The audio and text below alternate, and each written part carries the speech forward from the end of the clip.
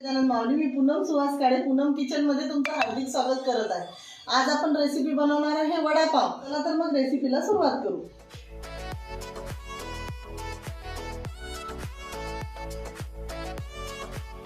ते आपल्याला साहित्य लागणार आहे। उकडलेले आलू घेतलेले आहे मी, 5 आलू आहेत। हिरवी मिरची आणि लसणची पेस्ट करून घेतलेली आहे। कोथिंबीर घेतलेली आहे, कांदा घेतलेला आहे, सोप लागणार आहे आपल्याला थोडी, जिरा आणि मोहरी लागणार आहे, लाल तिखट लागणार आहे, मीठ लागणार आहे, थोडा गरम मसाला, हळद आणि धनिया पावडर आणि आलू वडा करायसाठी बेसन पीठ लागणार आहे आपल्याला, तेल लागणार आहे। चला तर मग आपण आता सर्वप्रथम कढईमध्ये तेल टाकून घेऊ। तेल थोडं कमीच टाकायचं, कारण आपण वडे तळून घेणार आहे तर त्याच्यामुळे तेल कमीच लागते त्याला। तेल छान गरम झालेलं आहे आपलं, तर आता मोहरी आणि जिरं टाकून घ्यायचं। छान मोहरी तळतळू द्यायची। नंतर थोडी 1 चमचा अशी सोप घ्यायची, सोप टाकायची। सोप टाकायची, खूप छान टेस्ट येते सोपनी। त्याच्यानंतर हा कांदा टाकून घ्यायचा, भरपूर कांदा घालायचा।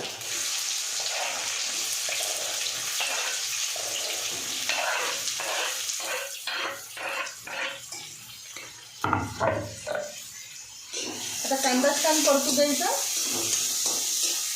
जोपर्यंत कांदा परतते तोपर्यंत आपण याचं वड्याला लागणारं बेसन पीठ आपण भिजवून घेणार आहे।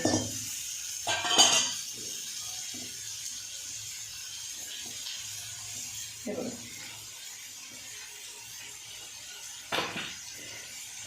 त्याच्यासाठी आपल्याला हे लसूण आणि हिरवी मिरचीची पेस्ट लागणार आहे, ते आपण याच्यामध्ये थोडी टाकणार आहे। चवीपुरती टाकायची, जास्त नाही टाकायची।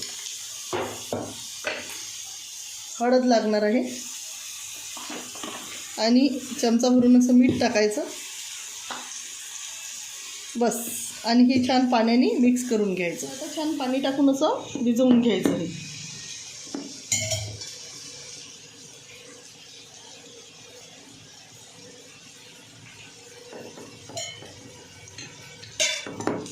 हातानेच भिजवायचं छान, चमच्याने व्यवस्थित भिजवलं जात नाही, हाताने छान या गोटाड्या वगैरे मुळून जातात।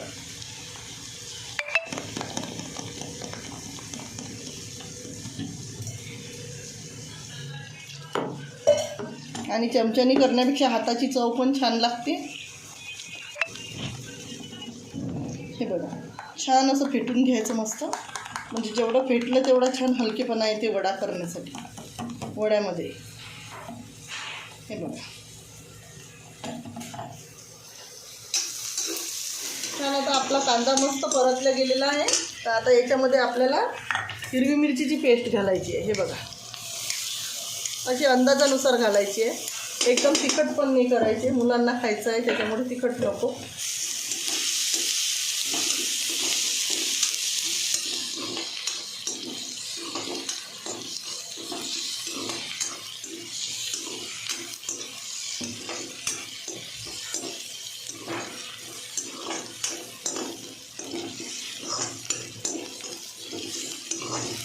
छान परतू द्यायचं ते पण आता, कारण हिरवी मिरची आहे, परतली तर छान लागते। कच्चेपणा आता गेलेला आहे। हळद घालायची आणि मीठ घालायचं भरपूर असं, थोडी धनिया पावडर घालायची, थोडा असा किंचितचा गरम मसाला घालायचा, जास्त नाही घालायचा। आणि हे छान असं परतून घ्यायचं। आणि याच्यामध्ये हे जे आलू आहे आपले, हे हाताने छान असे बारीक कुच करून घ्यायचे।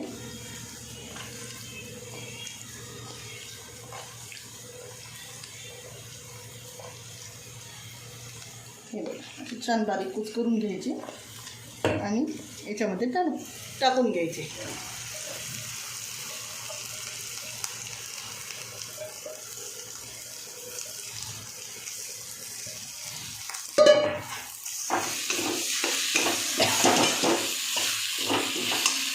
कोथिंबीर पण घालून घ्यायची, अशी भरपूर कोथिंबीर घालायची। थोडी या बेसन पिठामध्ये थोडी कोथिंबीर टाकून घ्यायची, बाकीची पूर्ण याच्यामध्ये टाकायची आणि बस गॅस बंद करून घ्यायचा। हे बघा, आता या बेसनाची अशी कन्सिस्टन्सी घ्यायची। हे बघा, एकदम छान म्हणजे असं पडेल असं घ्यायचं. त्याच्यानंतर आता याचे छोटे छोटे असे गोळे तयार करून घ्यायचे. हे बघा,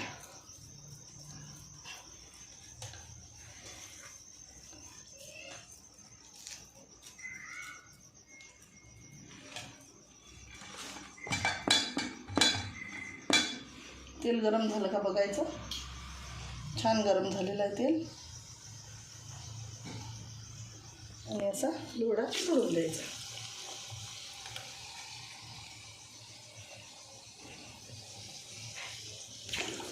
हे बघ,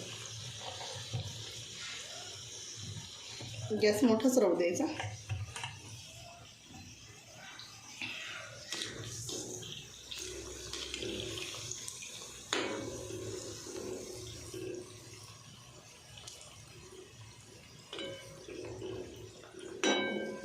हे बघा, आता छान असा रंग आलेला आहे या वड्याला. वडा छान झालेला आहे आपला. आणखी थोडं 2 मिनिट होऊ द्यायचं, कारण बेसन पीठ राहते ना, तर ते झालं पाहिजे. हे बघा, खूप छान असा आलू वडा आपला तयार झालेला आहे. आता हे पाव आपण कापून घ्यायचं. ह्याला असं छान असं सॉस वगैरे लावून घ्यायचं. तुमच्याकडे हिरवी चटणी केलेली असली तर हिरवी चटणी लावून घ्या. पण माझ्या मुलांना आवडत नाही हिरवी चटणी, म्हणून मी फक्त सॉसच लावते. हे बघा, आणि छान असा आपला आलू वडा पण का किती छान झालेला आहे बा, सॉफ्ट एकदम. खूप छान झालेला आहे आलू वडा आपला. हे बघा, एकदम असा सॉफ्ट सॉफ्ट झालेला आहे मस्त. आणि हे छान असं आणि मस्तपैकी असा आलू वडा पाववडा खायचा. तर तुम्हाला माझी पाववड्याची रेसिपी कशी वाटली? जर चांगली वाटली असेल तर माझ्या चॅनलला लाईक करा, शेअर करा आणि सबस्क्राईब करायला विसरू नका. सबस्क्राईब केल्यानंतर बाजूने जे बेल आयकॉनचं बटन राहते ते दाबायलाही विसरू नका. चला तर मग बाय.